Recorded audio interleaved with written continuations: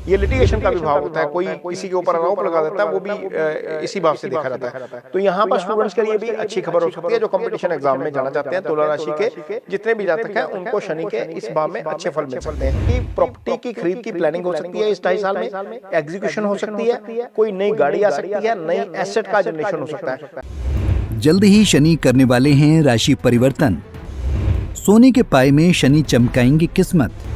जानें तुला राशि पर कैसा होगा इसका असर। मेरे YouTube चैनल एस्ट्रोनॉलेज पर आपका स्वागत है। नमस्कार, मैं हूं नरेश कुमार। सबसे पहले उन दर्शकों का धन्यवाद जिन्होंने पेज को सब्सक्राइब किया है, पेज के वीडियोस को शेयर कर रहे हैं, लाइक कर रहे हैं और कमेंट बॉक्स में हमें अपनी राय भी लगातार भेज रहे हैं।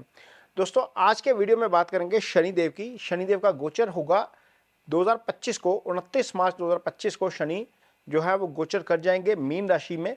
मीन राशि में जब गोचर करेंगे तो तुला राशि के लिए किस तरह के फल करेंगे, कौन से पाए में शनि आ रहे हैं तुला राशि के लिए, और ये इसका रिजल्ट क्या होगा, ये इन सारी बातों पर चर्चा करेंगे।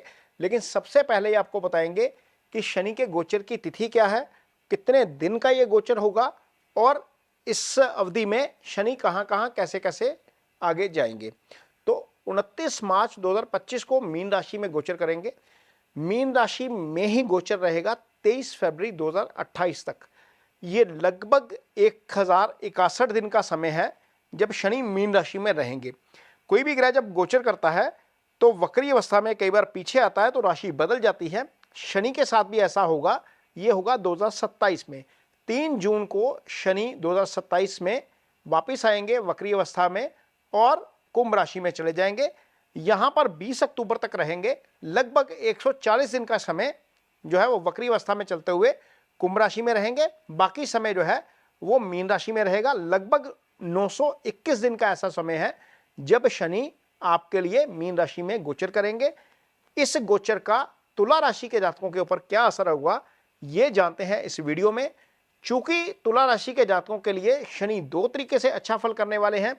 एक तो यह है कि शनि तुला राशि के उन जातकों के लिए महादशानाथ हैं जिनका जन्म राहु के स्वाति नक्षत्र में हुआ है।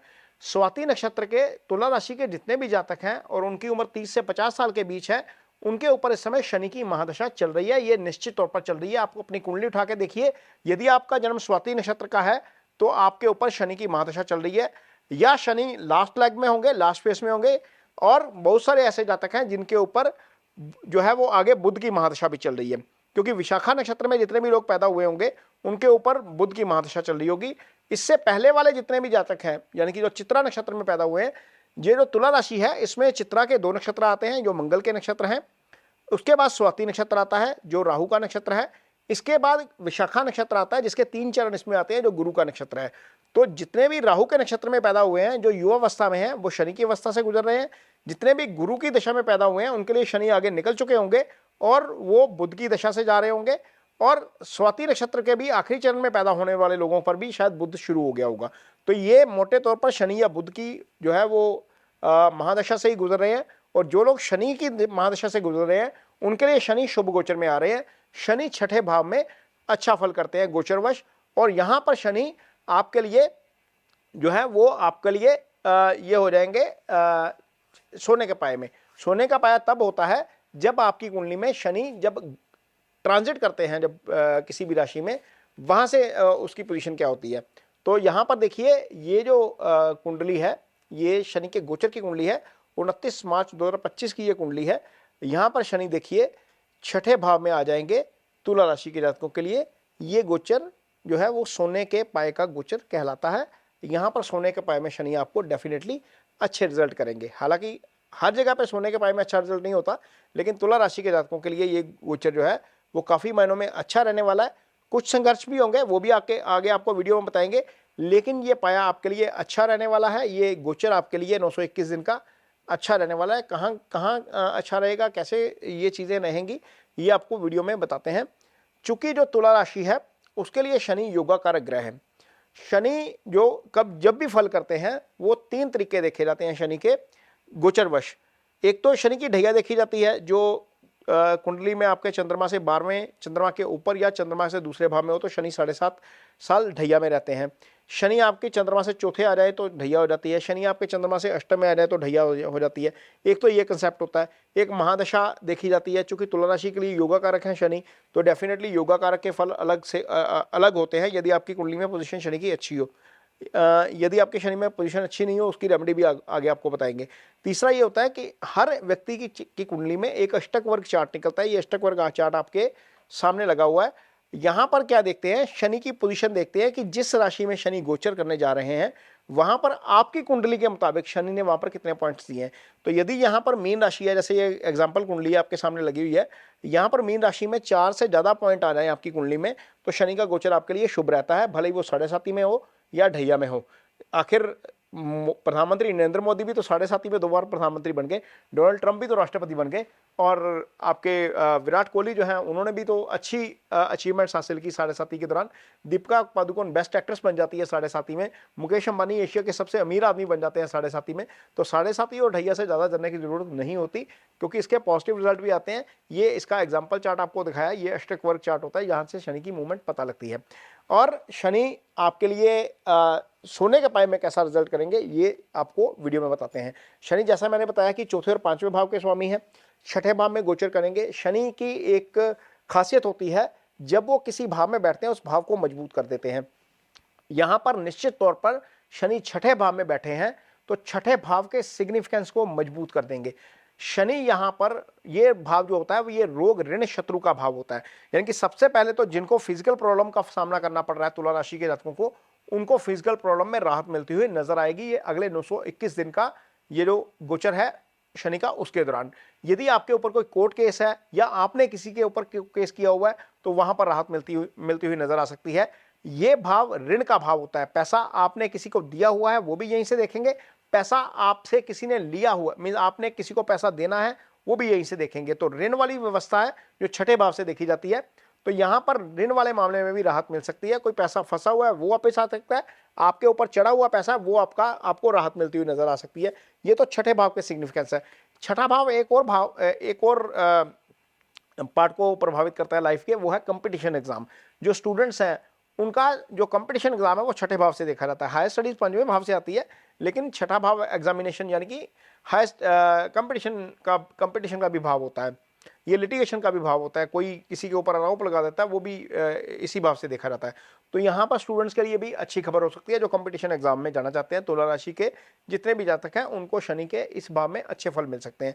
ये तो थे इस गोचर में छठे भाव में रहने के दौरान शनि के जो है वो प्रभाव। लेकिन शनि चूंकि आपके लिए अधिकतर जातकों के लिए तुला राशि के महादशानाथ भी हैं, तो चौथे के भी फल करेंगे, पंचम के भी फल करेंगे। तो चौथा भाव क्या है? चौथा भाव आपका सुख स्थान होता है। चौथे भाव से कुंडली में एसेट्स का विचार किया जाता है। जितनी भी लाइफ में आप एसेट बनाते हैं, कोई मकान बना रहे हैं, कोई प्रॉपर्टी बना रहे हैं, कोई गाड़ी ले रहे हैं बड़ी, तो ये सारी चौथे भाव से आएंगी आपको।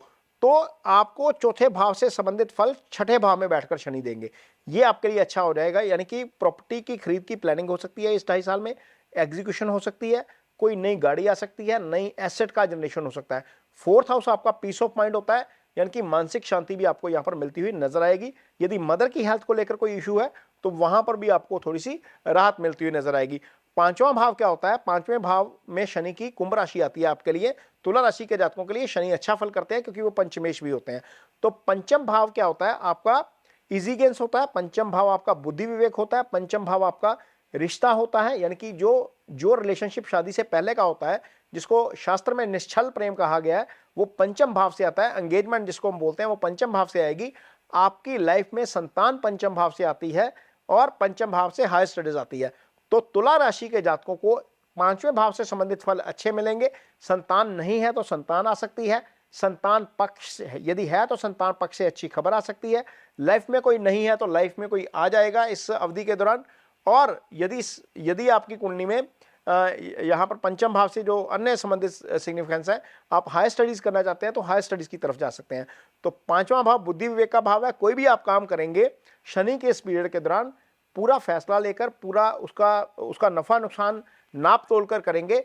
ये आपको जो विजडम है, ये बुद्धि विवेक है, वो शनि यहाँ पर आपको प्रदान कर देंगे जाते जाते छठे भाव में गोचर के दौरान। तो ये स्थिति आपके लिए रहेगी तुला राशि के जातकों के लिए। हालांकि थोड़ा सा खर्चा बढ़ सकता है, विदेश यात्रा का भी योग बनता है, लेकिन खर्चा थोड़ा सा बढ़ सकता है। और इसके अलावा गाड़ी थोड़ी सी धीमी चलानी है, क्योंकि हर चीज का नफा और नुकसान दोनों होते हैं।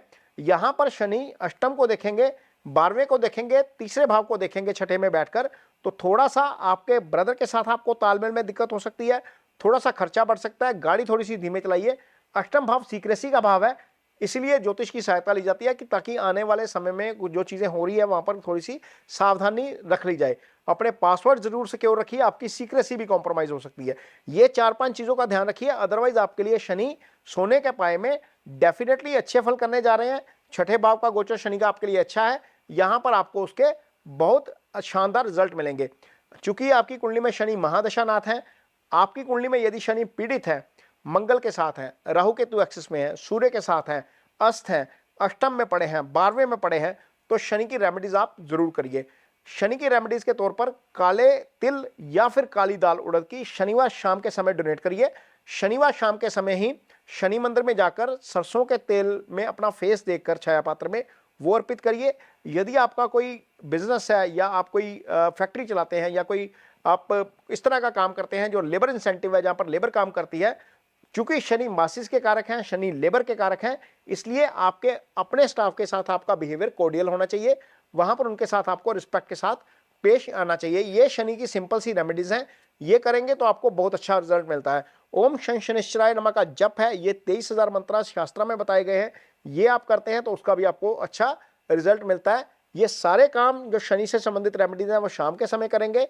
अपने नाम का, अपने गोत्र का, अपने नक्षत्र का संकल्प लेने के बाद करेंगे, आपको डेफिनेटली इसके अच्छे रिजल्ट मिलते हैं।